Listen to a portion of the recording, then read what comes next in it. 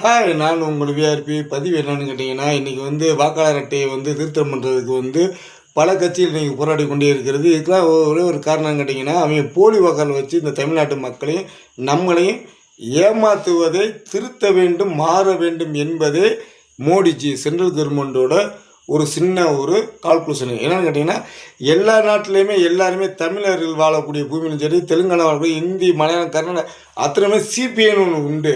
அந்த கள்ளக்குறிச்சியில் செத்தாயம் பாருங்கள் எங்கே போச்சுன்னு. அப்புறம் குண்டூர் எல்லாத்தையுமே சிபிஐ விசாரணை உண்டு. செக் போஸ்ட்டில் கூட எத்தனை வண்டி வருது விஜயில் மறந்து கூட சிபிஐ விசாரணை சொல்லும். இது மாதிரி நம்மளுக்கே தெரியாமல் ஏழை எளிய மக்களுக்கு தெரியாத விஷயங்கள் எத்தனையோ உண்டு. இது படித்தவன் அறிஞ்சவன் அந்த கட்சியில் உள்ளவங்க அத்தனை பேருக்குமே தெரியும் என்பது இது மறக்க முடியாத உண்மை உண்டு. இதில் என்ன ஒன்று கேட்டிங்கன்னா, இன்றைக்கி சட்டம் படித்தவனு போய் சொல்கிறான் தன் வைத்த கழுவுவதற்கு. சட்டம் படிச்சவனு போய் சொல்கிறான் அவன் திருமாலவன், அவன் சட்டம் படித்தவன் அவன் போய் சொல்கிறான். என்ன ஒரு காரணம் கேட்டிங்கன்னா, அவனை முழுக்க போகணும்னு சொல்லிடுறேன். அவன்கிட்ட ஒரு கேள்வியும் கேட்குறேன். முடிஞ்ச அவன் சொல்லட்டும், இல்லை சிறுத்தை குடி கூட சொல்லட்டும், எந்த வெங்காயம் கூட சொல்லிட்டு, அதை பற்றி எனக்கு கவலையும் கிடையாது, எந்த ஒரு மாற்றமும் கிடையாது. இப்போ கேட்கக்கூடிய கேள்வி என்னன்னு கேட்டிங்கன்னா, 1 2 3 4 5 6 7 8 9 10 10ல் ஒருத்தர் செத்து போயிட்டான்னு சொன்னால் சாகிறது ஏர்வு இயற்கை. அதில் செத்தா 9 தான் ஓட்டு லிஸ்ட்டே வரணும், 10 வரக்கூடாது. அதைத்தான் இன்றைக்கி மோடிஜி செஞ்சுக்கிருக்கு. இது தவறுன்னு சொல்கிறதுக்கு இவனுக்கு என்ன அதிகாரம் இருக்குது, இவனுக்கு என்ன மைண்டில் ஓடிக்கிறது, இவன் என்ன திருட்டு பயலா அப்படின்றதான் கேள்வி. இன்றைக்கி பாகிஸ்தான்காரன், மகாராஷ்டிராக்காரன், பல மாநிலத்தை சேர்ந்தவன் இந்தியாவுக்குள்ளே இந்த இந்திய பூமிக்குள் தமிழ்நாட்டுக்குள்ளே குடி இருந்துக்கிட்டு இவன் சொல்கிறத ஆணவத்தை அதிகாரத்தில் ஆட்டி இன்றைக்கி ஓட்டை போட்டு இன்றைக்கி திசை திருப்பி நம்ம எவனை தமிழ்நாட்டுக்காரன் தேர்ந்தெடுக்கக்கூட நம்ம முடிவு பண்ணுறது அந்த வெளி மாநிலத்துக்காரன் முடிவு பண்ணுறது தான் இன்றைக்கு தவிர. தமிழ்நாட்டுக்காரன் என்ன நினைக்கிறான்னா, அவன் உணர்வு பூர்வமாக அவன் எவனை தேர்ந்தெடுக்கானோ அவனுக்கு வழி நடத்துவான். தெலுங்கானாக்காரன், மலையாளக்காரன், ஹிந்தி தெரிஞ்சவன், அத்தனை மொழி தெரிஞ்சவனும் தன்னோட தலைமை யாருன்றத தகுதியோடு இருக்கிறார். அதுக்கு மோடிஜியும் தேவையில்லை, அத்வானியும் தேவையில்லை, அண்ணாமலையும் தேவையில்லை.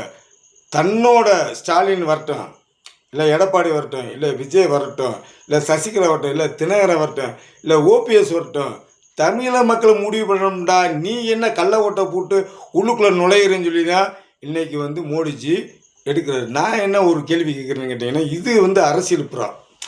2027 சட்டம் படித்து கண் இருந்து குருடன் காதல் சிவன மாதிரி இருக்கிறத நம்ம ஏற்றுக்கிற முடியாதுல்ல. நம்மளும் படித்தவங்க தானே.